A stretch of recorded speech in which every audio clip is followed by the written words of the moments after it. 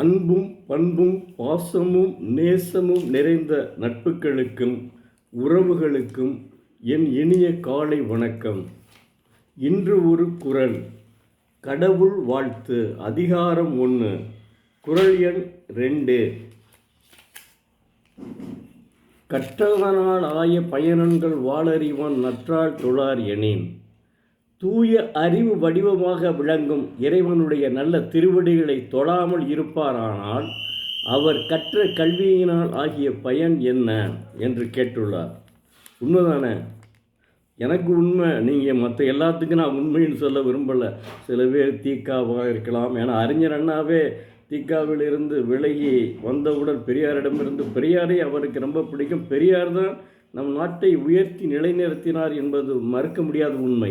ஆனால் அவர் அதிலிருந்து பிரிந்தவுடன் முதலில் மற்றவர்கள் எல்லாம் கேட்கிறார்கள், என்னங்க உங்களுடைய கடவுள் கொள்கையில் உங்களுடைய கொள்கை என்னங்கன்னு கேட்குறாங்க.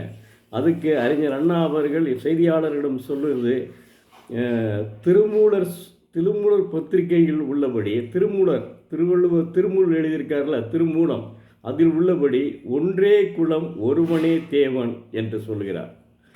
அப்போ அவருக்கு அது பிடிச்சிருக்கு, அவ்வளோதான், வேற ஒன்றும் இல்லை. ஒன்றே குலம் ஒருவனே தேவன். தெய்வப்புலவர் அதுதான் சொல்கிறாரு. ஏன்னா அவர் திருக்குறளை கிட்டத்தட்ட உலக தமிழ்ச்சங்க மாநாடு மதுரையில் நடந்ததில் அப்போவே அவர் என்ன, அதாவது எப்பொருள் யார் யார் வாய் கேட்பினும் அப்பொருள் மெய்ப்பொருள் காண்பது அறிவு என்பது அற்புதமாக பேசியிருக்கிறார். அதனால் இது அவர் சொன்னதுக்கும் இதுக்கும் ஒன்று ஒற்றுமையாக இருக்கிறது. நான் அறிஞர் அண்ணாவை ரொம்ப விரும்புவேங்க. அறிஞர் அண்ணா தான் எனக்கு முதலில் உள்ள ஒரு மிகப்பெரிய மனிதர் என்பது அறிஞர், தமிழ் அறிஞர்களில் மிகப்பெரியவர் என அறிஞர் அண்ணா என்பது எனக்கு ரொம்ப மிக பிடிக்கும்.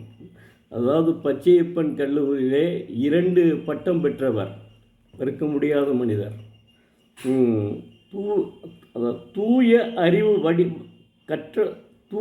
அறிவு வடிவமாக விளங்கும் இறைவனுடைய நல்ல திருவடிகளை தொழாமல் இருப்பாரானால் அவர் கற்ற கல்வியினால் ஆகிய பயன் என்ன? தெய்வப்புலவர் திருவள்ளுவர் இறைவன் என்றுதான் பதிவு செய்துள்ளார். மதத்தை பற்றி குறிப்பிடவே இல்லை. இதைத்தான் அறிஞர் அண்ணா குறிப்பிடுகிறார். அதாவது அவர் இல்லற வாழ்க்கைக்கு முன்னுரிமை கொடுப்பதால் அவர் காவி உடை அணியவில்லை என்பதை நாம் தெரிந்து கொள்ள வேண்டும். ஏன்னா இல்லற வாழ்க்கைக்கு முன்னுரிமை கொடுத்தவன் யாராவது ஒருத்தன் காவி உடை அணிஞ்சிட்டு போயிருப்பானாங்க? சிந்திச்சு பாருங்கள். நிச்சயமாக கிடையவே கிடையாதுங்க. அதை நான் அடித்து சொல்லுவேங்க. அவர் இல்லற வாழ்க்கைக்கு முன்னுரிமை கொடுத்துருக்கிறார். அதனால் அவர் காவி உடை அணியவே இல்லை. இல்லைன்னா அறிஞர் அண்ணா அவர் கூட ஒன்றே குலம் ஒருவனே தேவன் சொல்லியிருக்க மாட்டார். அவர் இளர இன்பத்தில், அதாவது மாற்றான் தோட்டத்து மல்லிகைக்கும் மனம் உண்டு என்று தான் சொல்லியிருக்கார். அவருடைய மாற்றான் தோட்டத்து மல்லிகைக்கு மட்டும்தான் மனம் உண்டு என்று அவர் சொல்லவே இல்லை. அதனால் நாம் இறைவனை என்னை பொறுத்தவரை நான் இறைவனை வணங்கக்கூடியவன். அவரும் தெய்வப்புலவரும் இறைவனை வணங்குகிறார். அவ்வளவுதான். அவர் கற்ற கல்வியினால் பயன் என்ன என்று கேட்கிறார்.